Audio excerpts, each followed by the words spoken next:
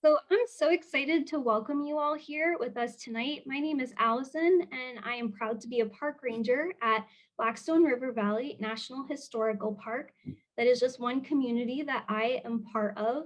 I'm joined tonight by my colleague, Mark Mello, who will be doing all things technical. If you have a question or something that you would like to send to him privately instead of sharing with the chat, maybe a technical issue or something you'd like to bring up, please feel free to message him. Also, absolutely delighted to be joined tonight by Amber Miller. She is coming to us live from Pullman, Illinois, where she works at Pullman National Monument. Now, just a bit background on where this program came from, what we'd like to accomplish tonight. Our park, Blackstone River Valley, is made up of 6 different sites. And a big question that we get all the time is, what is this park? What is going on with this park? And instead of just drawing one big line on a map, Blackstone River Valley is made up of 6 different places, 6 totally separate but important historic sites that each have a fascinating story that we like to share. My colleague Mark and I decided to connect our 6 places that make up our park with 6 other national parks. And this is where the Park at Home series came from. Over the next 6 weeks, we hope that you'll join us as we start to explore not just these places in our backyards in the Blackstone River Valley, but maybe places that you live close to or places you have never heard of. This was also just an opportunity for us to get to know people in other places, to make connections between this big, broad agency. Again, if you have questions or something that you need to address that are technical issues, the person to do that with is Mark Mello. And feel free to send him a message. As you join us tonight, please tell us where you are tuning in from. It really helps us to kind of get a sense. I'm thrilled to see people from all over the country, places near Pullman, Massachusetts, as well as Moab. Lots of folks joining us from the South County of Rhode Island, and of course, plenty of people right from the Blackstone River Valley. We're also joined by a class of students who are working with us on a special communications project. I just want to tell you a little bit about that as a way to introduce part of what we'll be talking about tonight. We are all part of many different kinds of communities. The theme that we're exploring tonight by way of looking at 2 different historic sites is that very idea. When we talk about a community, we might be referring to a place discrete that we can find on a map. We might be talking about geography, the place that you live. But we might also be talking about something that's a little bit harder to pin down. When I was thinking about how to get us started and how to talk a little bit about Slatersville tonight and how to introduce Amber and her fascinating take on Pullman, I got to thinking a little bit about the world that we live in today. Of course, it's really hard to escape the fact that we're living in a really tumultuous and rapidly changing time. To talk about the importance of the place where you live or the place where you find some kind of anchor in community at a time where we have so much conflict, war, disease, it means something different, I think. We're all really kind of struggling to connect over the past few years, and the tensions and the different important dynamics of community, they're with us, I think, in completely different ways. I'm going to get us started tonight by talking a bit about Slatersville as a place in history and as a place where people live. My background. I want to talk a little bit about what makes Slatersville significant, and then Amber is going to take us on about a 15-hour journey away to Pullman, Illinois, and to tell us a little bit about the place that she is part of a community in as well. So to get us started, I want to show us some visuals. So I'm going to share a little bit of my screen here and show us some of Pullman. Not Pullman, Slatersville. That would be a very different presentation from me. That would not be what we want to do.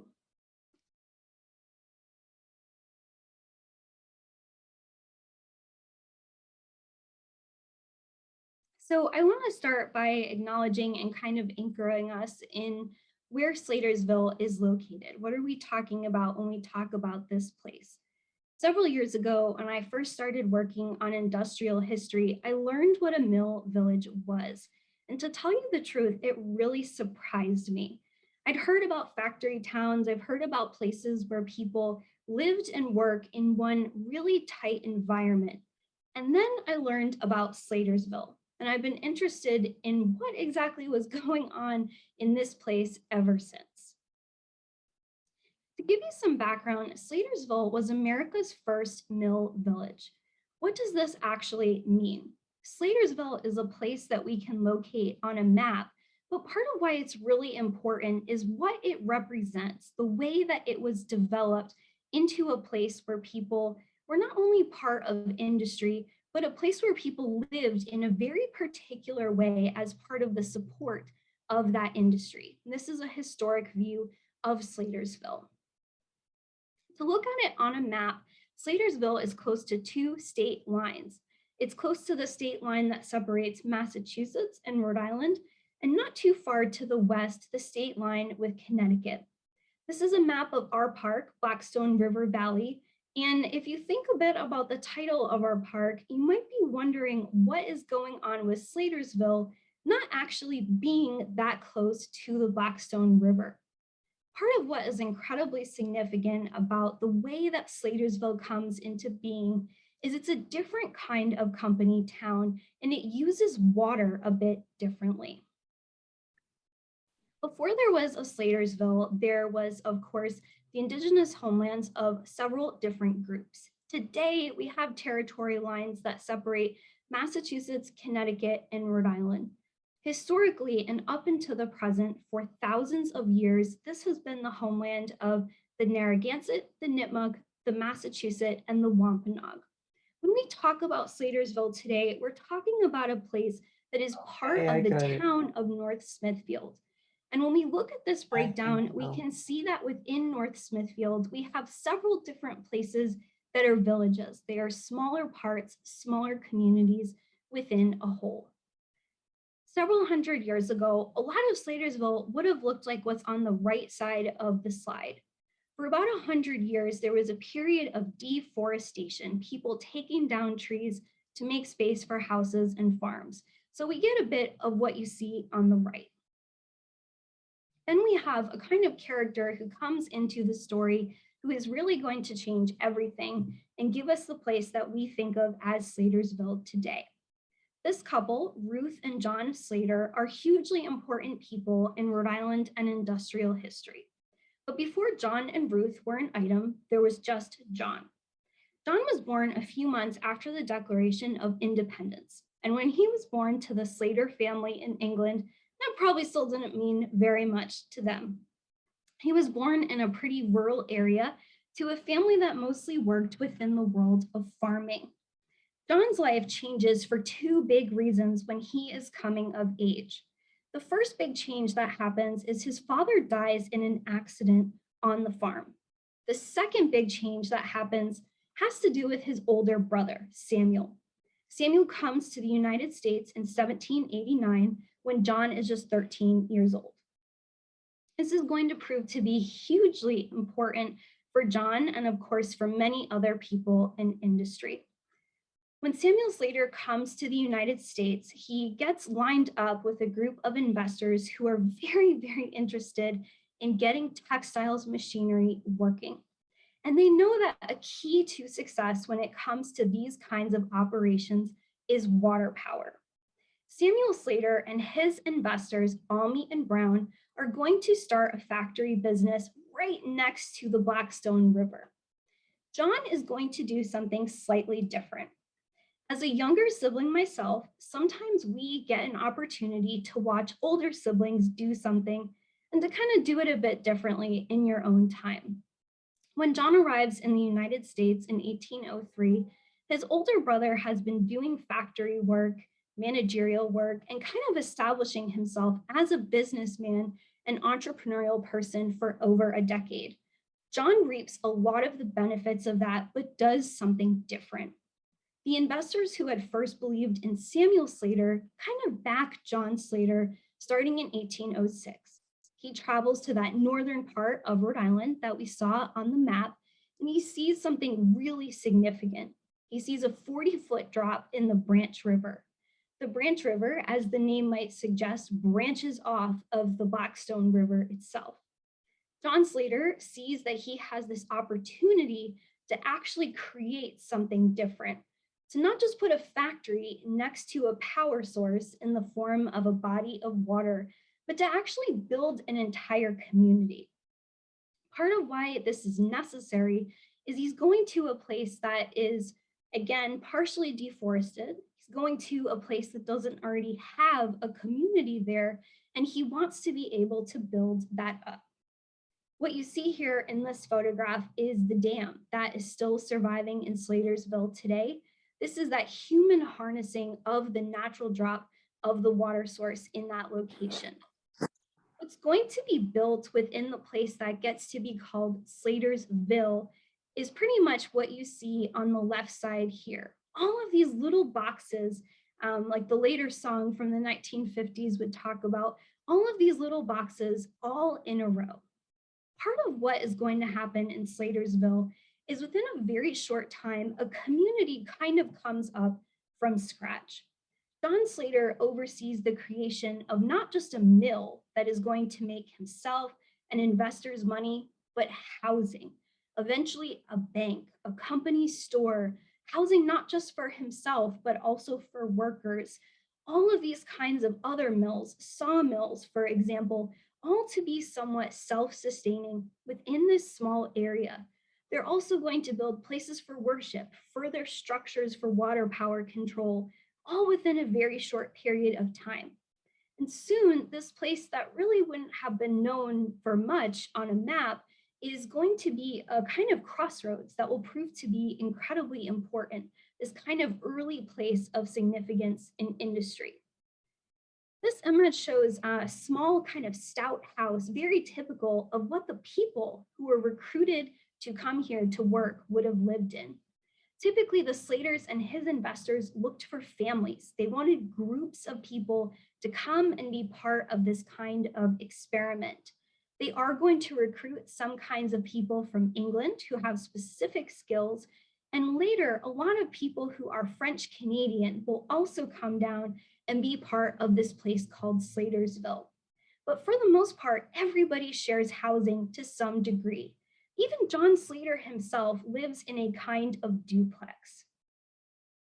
As this place starts to grow up, it starts to have more connections to the outside world.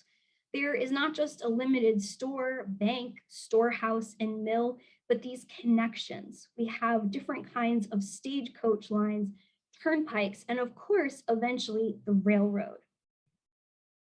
Part of why Slatersville is significant is there are eyes on Slatersville. There are people kind of curious and interested with what is happening with American manufacturing in the first 20 or so years that the enterprise is getting going. John Slater benefits from the fact that the United States is at war with foreign powers for several years, and there are problems with global trade. So there's more pressure to build up internal manufacturing. But not everybody's thrilled to be in Slatersville. Not everybody is thrilled with the kind of idea of community or the buildup that is starting to happen here. And not everybody is quiet about it. We have this newspaper account where someone is complaining about the wages being very low, the cost of living too high. I'm sure no one can relate to this today, but there are these problems that are endemic, that are kind of built into this place where people become pretty dependent and built in to a community that is all put together on purpose. I like this view, which comes from a bird's eye from the later 1800s, which gives you a sense of the density of what this community was actually like.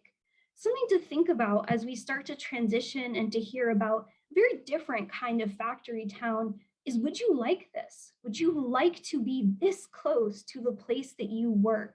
To have your neighbors pretty much right on top and right next to you, to be able to smell the stench of the factory, to walk by the same line of trees every day, to worship with probably the same people for the rest of your life. And what happens when times are bad? Well, what happens is there are people who still want to make the same amount of money, the same profit. So you might experience a 20% cut in your pay. What happens then? Are you going to leave your community to look for better conditions? Can you leave your community to do such a thing? Slatersville functions as a kind of factory town for over a century. It is, of course, still a place where people live and reside today. The industrial legacy is something I'll talk a bit more about in terms of how to plan a visit to Slatersville, if that interests you. But there are people who are really the heartbeat and the rhythm of this place for decades, for over a century. This is what one of the rooms that people actually worked in looks like from Slatersville. Think of how you would feel not just living in a compact community, but working in one as well. The tightness, for good or for ill, of being this close to other people.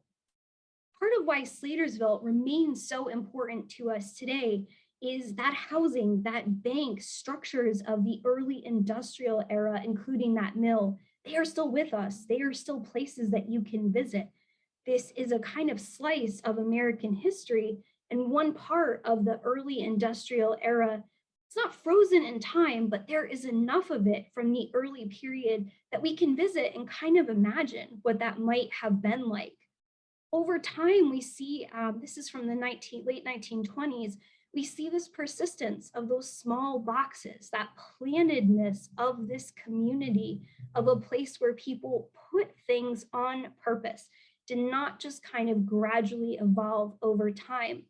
I want to stop here because this is just about where our story comes to Pullman's era, and to hand it over to V. Amber, who's going to talk about her historic site where she works, and a very different kind of community, a very different kind of place.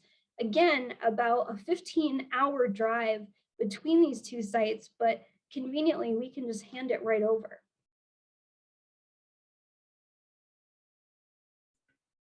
Yeah, thank you, Allison.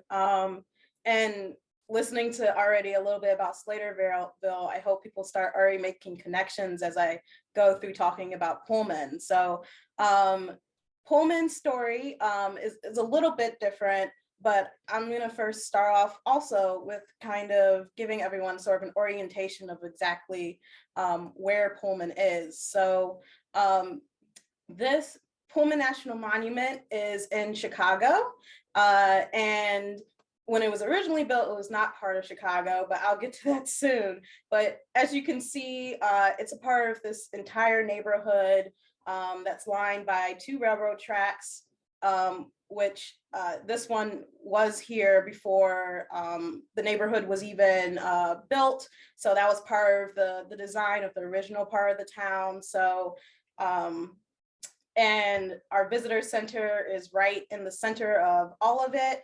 And that would be the industrial complex that used to be in the neighborhood. A lot of the original industrial buildings are no longer around, but you have residential and commercial buildings in the south and in the north. So the story starts with this man named George Pullman. And George Pullman gets this idea in the 1860s to start a business called the Pullman Company to build train cars, and specifically kind of these luxurious train car settings. So railway travel was the way people got across the country. There are no highways for, automobiles yet. Definitely no planes. So this is the prime way to get goods and people across the country fast. So a lot of that travel across the country, however, wasn't always comfortable. And so there's a big market for these things called sleeper cars. And so you could have a berth to sleep in. You could also have a dining car where you could have food. You could have an observation car where you could look out at the landscape around you. And it was meant to be a very kind of comfortable experience that you pay a little bit more for. So it's kind of like if you had first class in an airplane. So it's not automatic, but that's what the main business that George Pullman got himself into. So he did build his fortune from his family. So his family was more from humble beginnings. They had an engineering service where they would move homes away from rivers and water lines in New York, upstate New York, away and back so that they wouldn't get flooded. And George Pullman won a contract in Chicago to lift a lot of the buildings in what is now known as downtown Chicago, from below the water line to above it. So the buildings, wouldn't sink from all the water from Lake Michigan. So George Pullman decides to build his first central manufacturing center just south of Chicago. So this was outside of Chicago, and it was kind of thought of as the middle of nowhere. But a lot of the communities around there were already growing. George Pullman bought this plot of land and in 1879, and then in 1880, the first resident, or 1881 actually, is the first residents of Pullman start to move in. And basically by 1883, all of the town is built, including this northern section here. So the type of people that moved into Pullman were primarily, actually over half of the people who moved there were immigrants, primarily Swedish, German, and you can also see here on the right some examples of some of the row homes that they built in the neighborhood. The town was meant to be very evocative of a suburban feel with parks. You can see some examples of that here. There's one kind of hiding back here. The map is a little distorted, but they also had kind of out this way more parks, like a man-made island called Athletic Field, and people were meant to use those spaces to recreate and be together. But as you can see, kind of like Slatersville, the housing is near the industrial complex.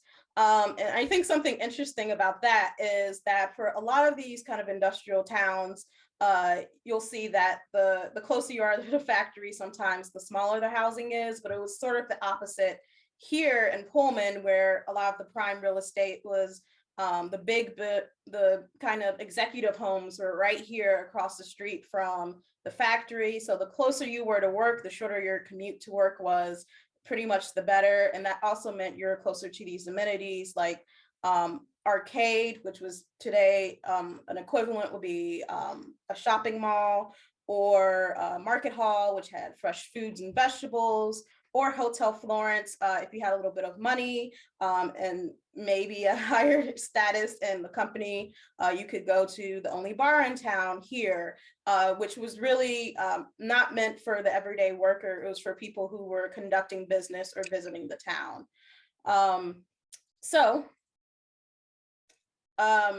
Really quickly, here are a few buildings that were in the neighborhood and not around, just a little bit closer look at them.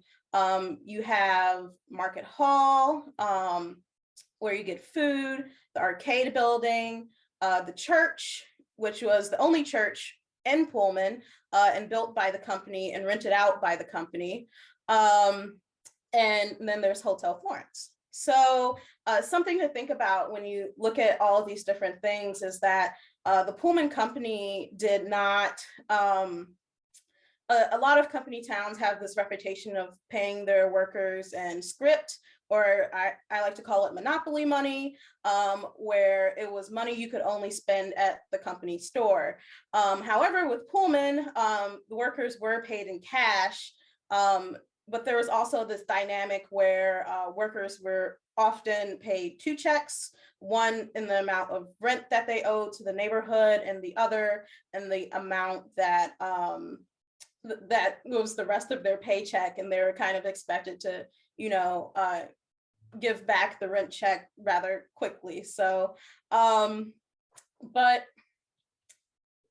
there was also a lot of tension within the town, and that had to do with a lot of those questions that Allison was asking. How would you feel about living in a town where your managers live right down the street from you, and these are the people you always see? And one of the issues that came up was in 1893, there was a recession in the country called the Panic of 1893. And very long story short, the workers' wages were reduced or cut, but rents stayed the same. When workers asked for reduced rent for relief throughout that recession, the company said that their business that dealt with managing the housing was separate from the part that managed manufacturing, and therefore a landlord would not reduce rent in order to help with their other expenses. So the workers decided to strike in May of 1894, led by the American Railway Union, which was headed by this guy. He was the president, Eugene Debs. And this photo kind of shows workers standing on the right, shows workers standing outside of the workers' gate. Some people have said this image is during the strike, but no one's quite sure. But it still kind of gives that evocative image of workers kind of walking out and going on strike. And they didn't really have a union, so it was a wildcat strike, and that meant they're kind of taking really a big chance on it. And perception of the strike were kind of back and forth. One, people were in support of the strike. They felt that George Pullman and the company were not being fair or accommodating to the workers. And then on the other hand, you have this kind of advertisement where they said the striker's wife left helpless and despairing, and kind of how the strike was kind of unjustified and unfair because it was during recession. What else could the company do?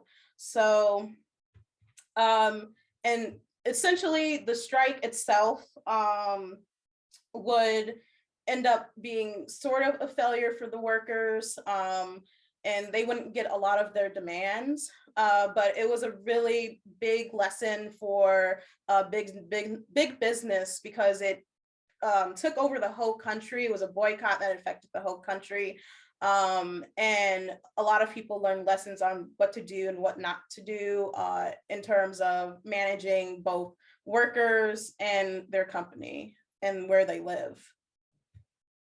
And something really quickly that is kind of missing when you talk about the strike of 1894 is there were also a large amount of workers that worked for the Pullman Company that were excluded from the strike. So the ARU, the American Railroad Union, voted against including African-American workers, even if they would be able to be eligible for the union under other circumstances.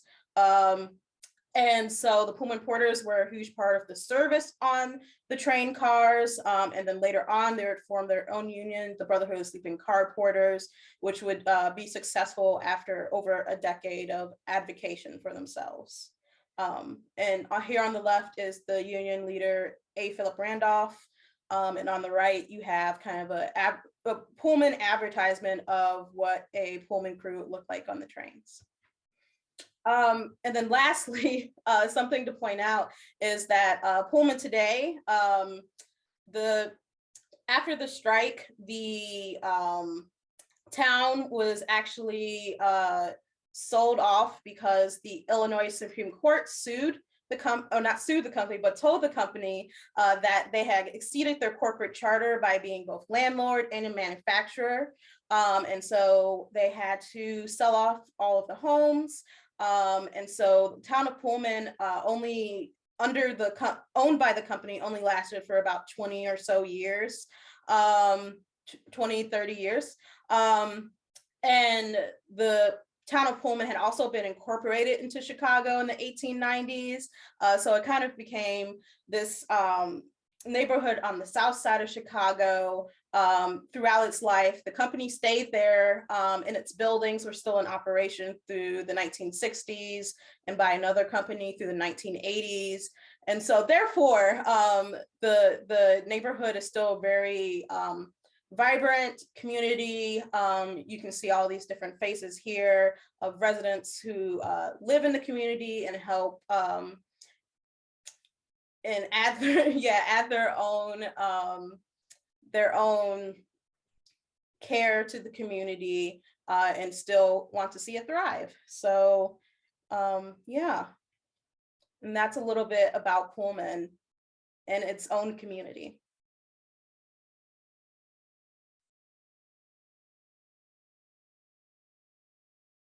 You so much for telling us about where you work and a little bit more of that history. I know we have a few questions already in the chat. We want to encourage people to add more. I have plenty of questions, but I want to make sure that it's the conversation that you all want to have. One of the questions that came in for you about Pullman is why there was a paper factory in one of the visuals that you showed. Yeah, that's a great question. A lot of people are curious about that. So that's the Allen Paper Will Factory.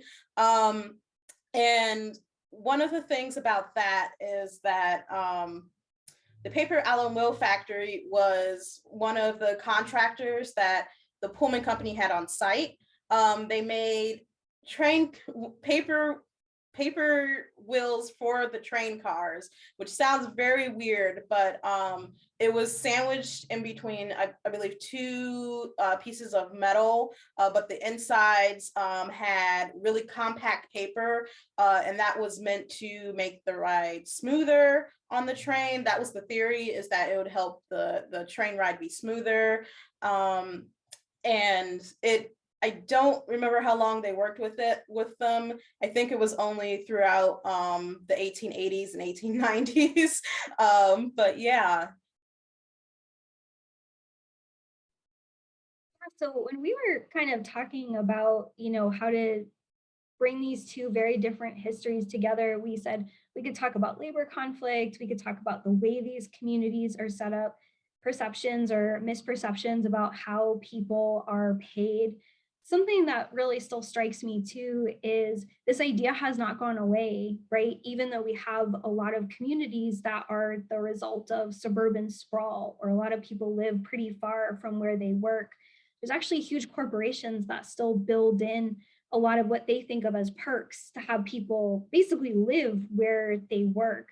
So I suppose my question to you is, in your time working at Pullman, what are some of the benefits and drawbacks that you could see in terms of living in that kind of community then or now, knowing you're probably also staying after hours at work to be part of this program today? Yeah. I think some of especially for the 19th century residents, there's like a lot of anecdotal kind of evidence of like people saying that they're company spies, people who watch you. So a lot of Pullman's personal beliefs, of course, were part of the Pullman Company's personal beliefs, right?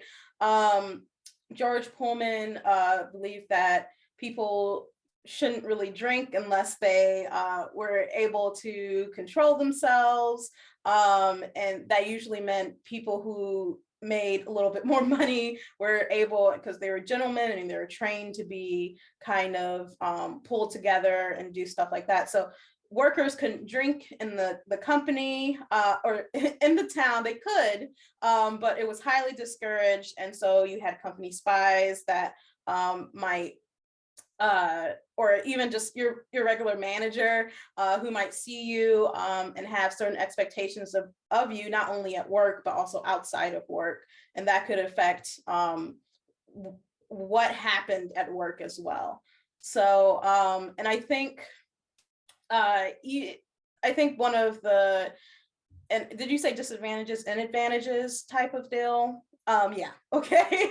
And one of the advantages for a town like this, and especially something that was kind of built into what George Pullman wanted, was that you could walk to wherever you needed. So you didn't have to go very far for entertainment or for food or for, a family member or neighbor. I think also its intentionality of being both next to a railway, and I did forget to point out, it's also right next to a water source as well. Meant very easy kind of transportation and movement.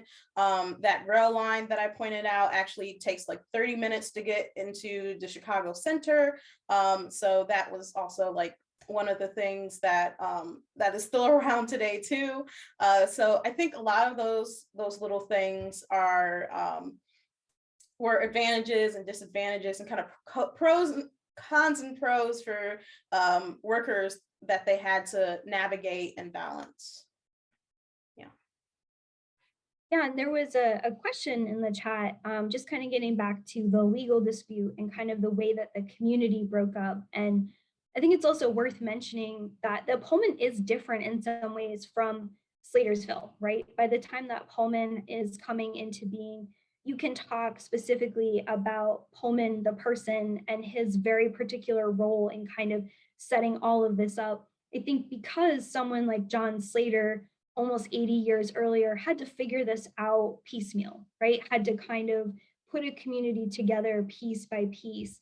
And within a century, the Slater family in particular doesn't have that much of a role in actually overseeing everything, not in the same way that George Pullman has this very particular relationship to people. I think in a very extreme way, there are aspects of a place like Slatersville that might remind you a little bit of like a very old-fashioned European village, right? Where one person or one family or one group exerts a lot of control over everything, over the land. But by the time Pullman is kind of having its moment, there's a lot more legal regulation. So if you could kind of talk about that exact process in the wake of the strike. Yeah.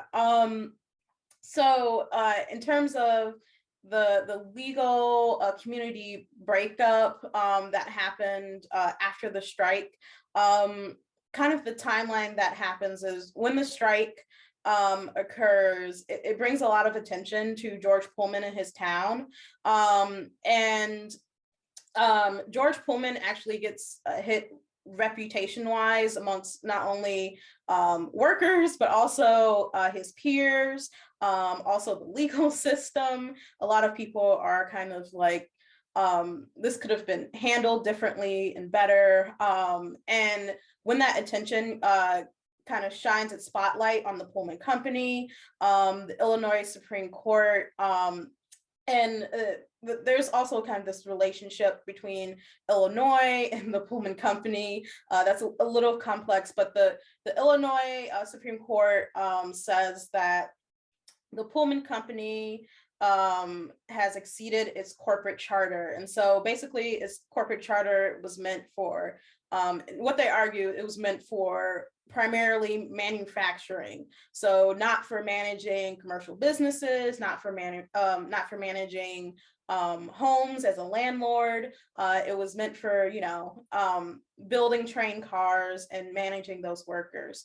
So the Pullman Company ends up selling off its homes, the homes and commercial buildings that it owns, to private residences.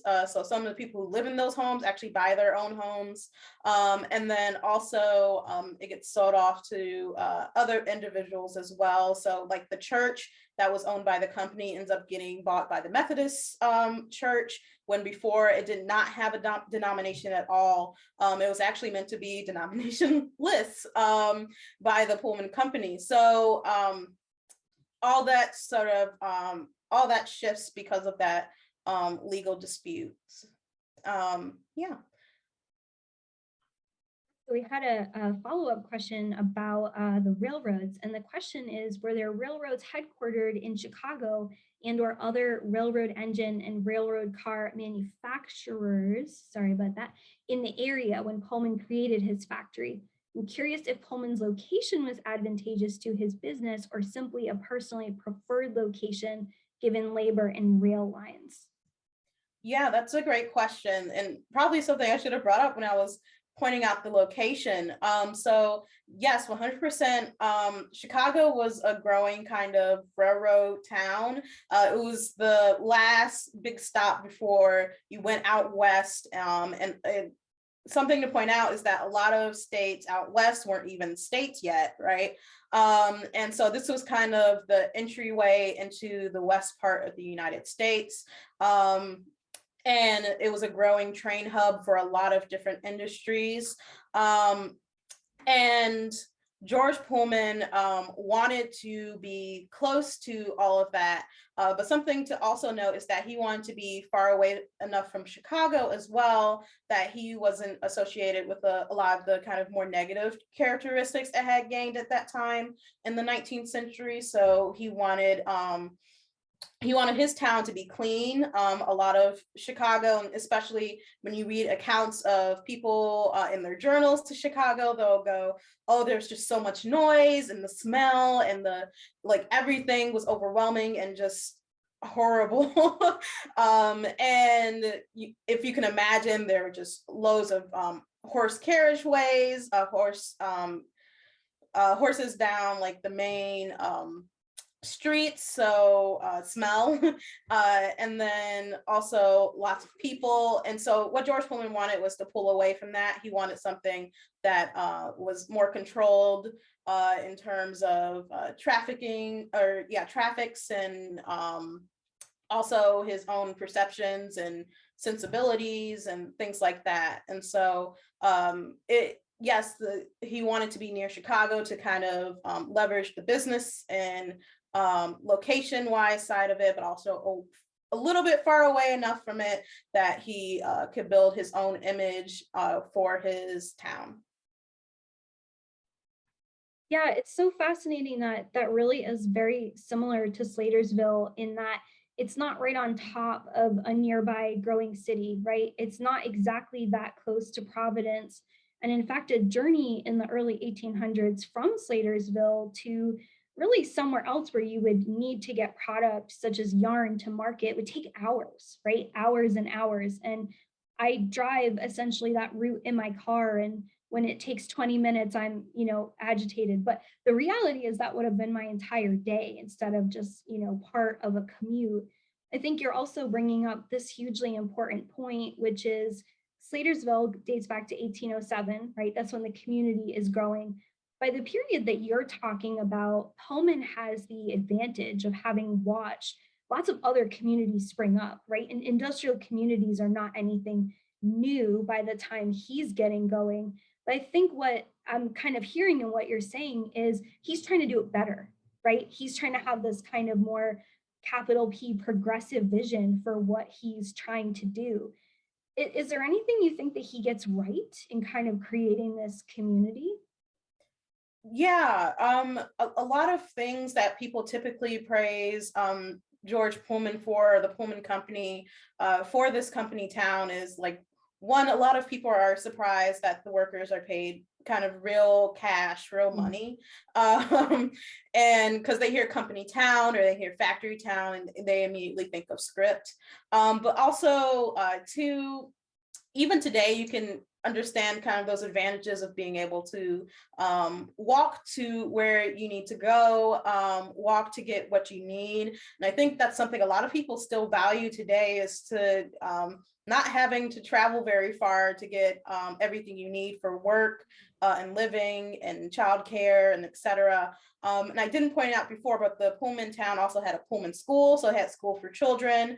And so that was owned by the company. But yeah, and I think a third one is that a lot of the a lot of people are also surprised that the town, you weren't required to live in Pullman. Workers could live in what was a community called Roseland to the west.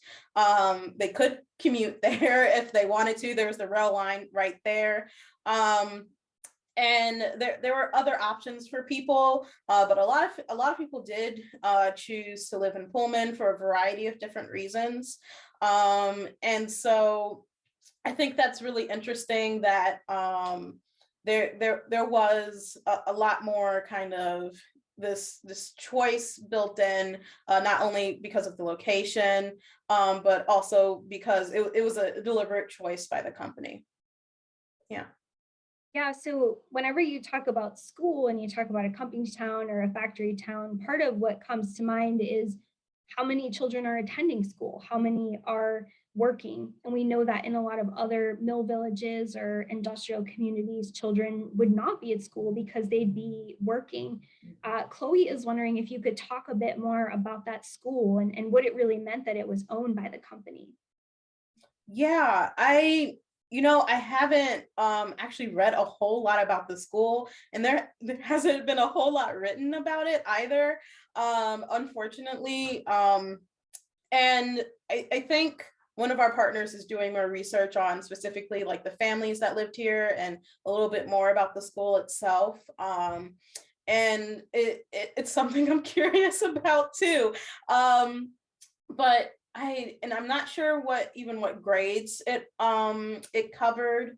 But I know children were not allowed to work at the factory, and I think the cutoff age was 18 or maybe 17 or something like that. Someone couldn't work at the factory if they're like 9 or 10 or 13 or anything like that.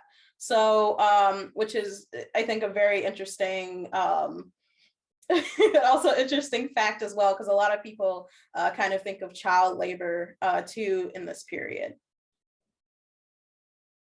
Okay, the people absolutely want to know, are there Pullman cars they can go see today? I did see that question earlier. I was saving it for later as a kind of teaser to get people interested in what a visit might look like. But I visited myself with my family, I think about 3 years ago, and that was the first question. Can we actually see some of the product that was made here? Yeah, I'm sorry to say there is not a Pullman train car yet Oh. in the Pullman neighborhood. And it would be really wonderful if we could have one. So if anyone knows anyone, please let me know, send me an email. No, so a lot of the industrial complex is gone, right? And we only have a few buildings. Actually, what you can see behind me here is about most of them, except maybe one more building of what we have left of the industrial complex. And then also the closest place to view a Pullman train car in Illinois is about an hour away from us, in Union, Illinois, called the Illinois Railway Museum. Our exhibits kind of incorporate a feel of a train car, but I won't get into too much of that, which a lot of people find that experience pretty cool. But yeah, unfortunately, no train car. I'm so curious about that, right? So this thing, right, that you would kind of imagine is at the center and at the heart of the community. I don't actually think it's that unusual that within a series of generations or just over a century, there is in a lot of ways such a detachment that there isn't even a railroad car to visit. And I heard other people asking that on the visit as well. And I didn't want to brag. I had just been to the Hildene, where they do have the Pullman kind of exhibit. But it's strange that you can see one in Vermont and not in Pullman, Illinois.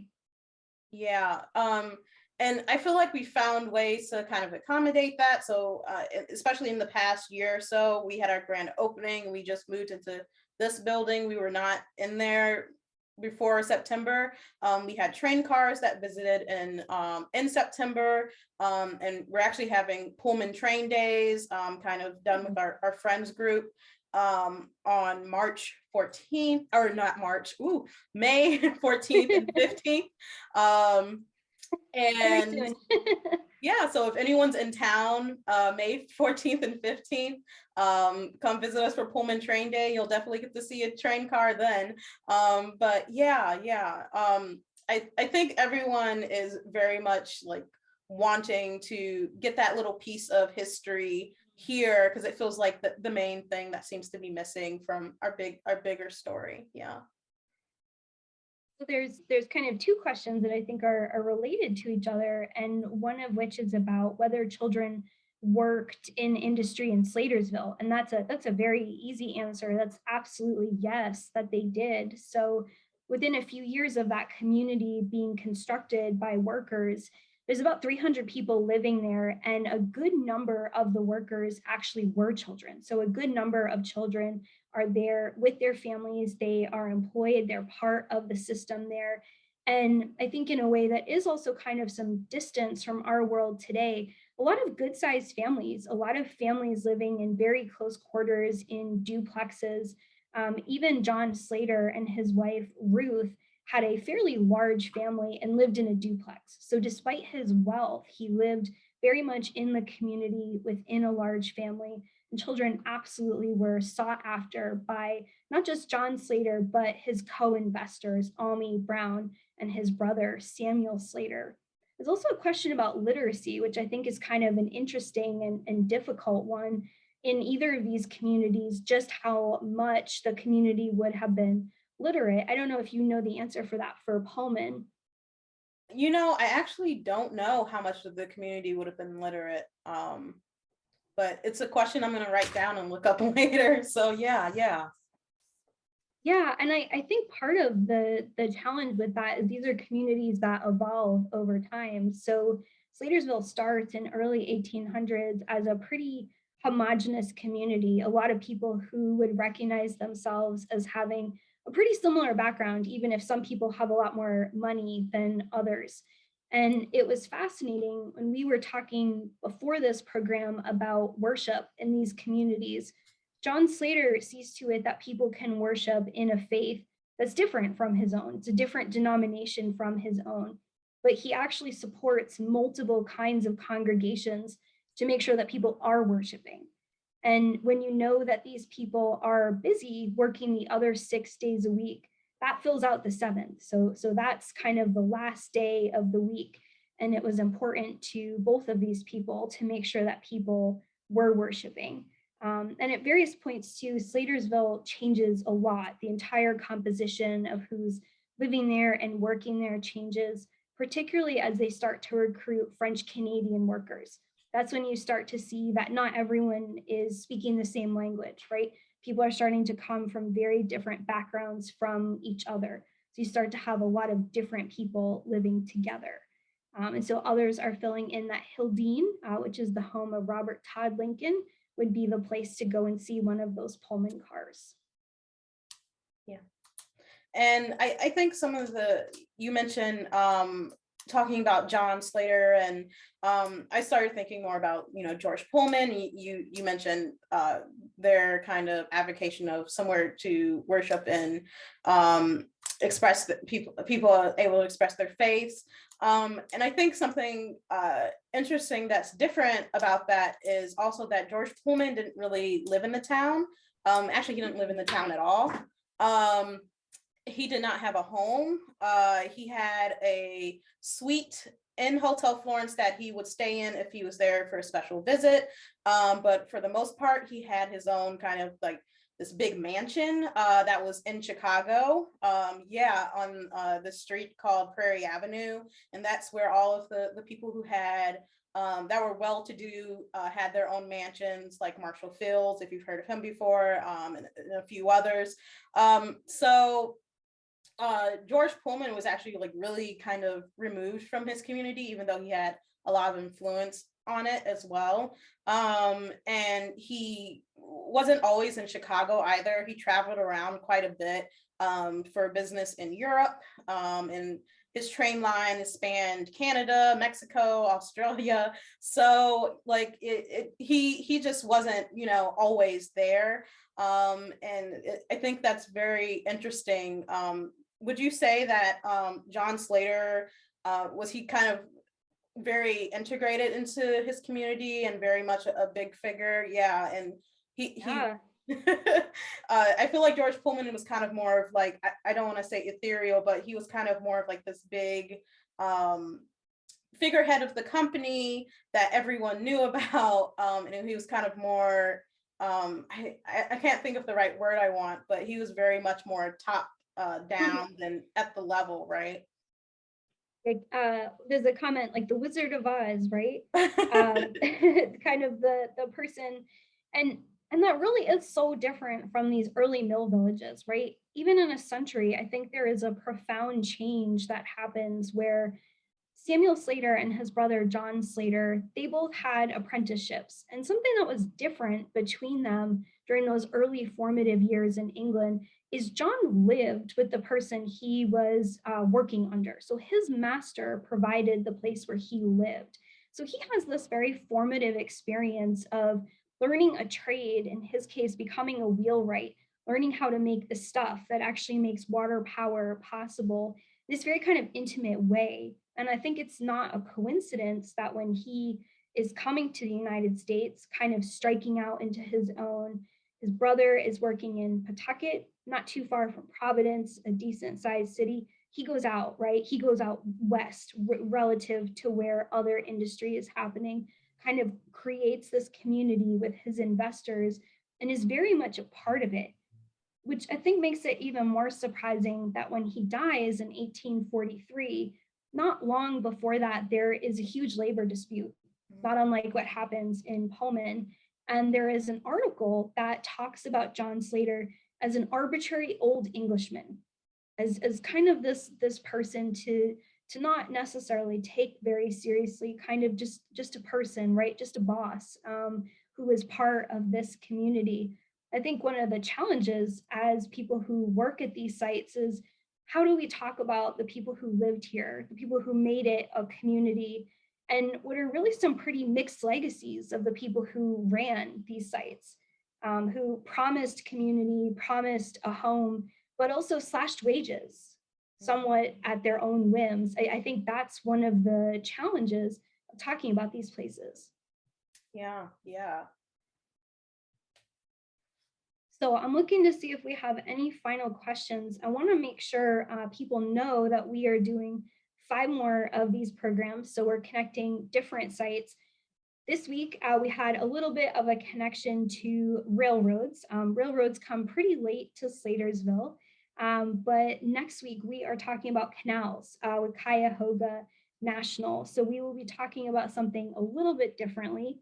Looks like we did have a last minute question about mill towns. Heather says that she grew up in a mill town. Noticed there were alleys behind the houses. Salespeople would travel up the alleys and sell goods to the wives during the day. The sellers took mill paper money.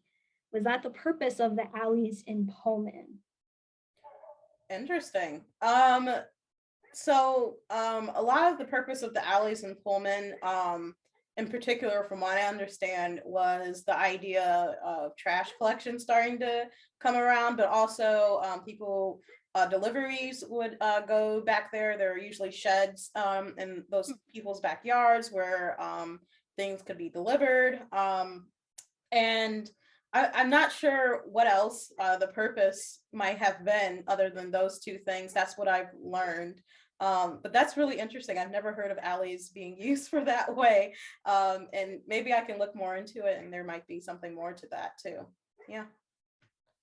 I think what makes that kind of a great last comment to close out on is the intimacy that's kind of implied in that story, that people are living so close together that people can actually make their way sort of between these houses into these communities.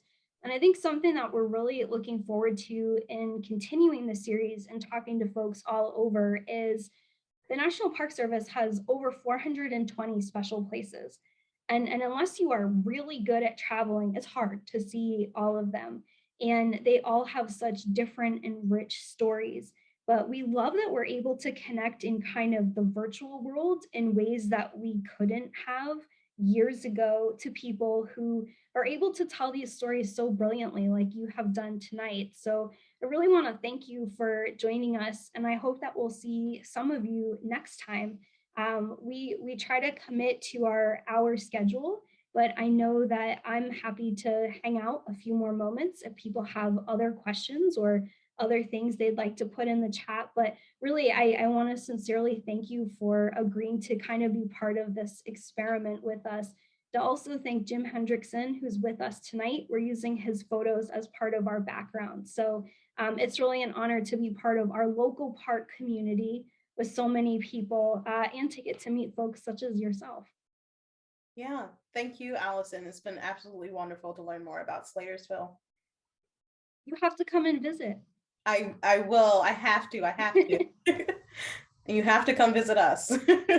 I don't have to be told twice. I haven't seen it since you all have done such great work. I know that Pullman is not so different from our park. We were established in 2014, so I don't think we're too far off chronologically. So we tell people come back, and there will always be more to see. What's cool about Slatersville is it's a real community. It's people who live there. It's active. It's vibrant. Has its own historical societies and historians. So we're just another set of storytellers that gets to work with those people. So Yeah, I agree. Pullman has a lot similar to what you're talking about. And so if anyone comes visit, we'll give you a nice Pullman welcome. A lot of people call Pullman a small town in a big city. So yeah, you'll have people invite you into their historic homes, just walking down the street sometimes. So but yeah, thank you so much. yeah, thank you. Thank you.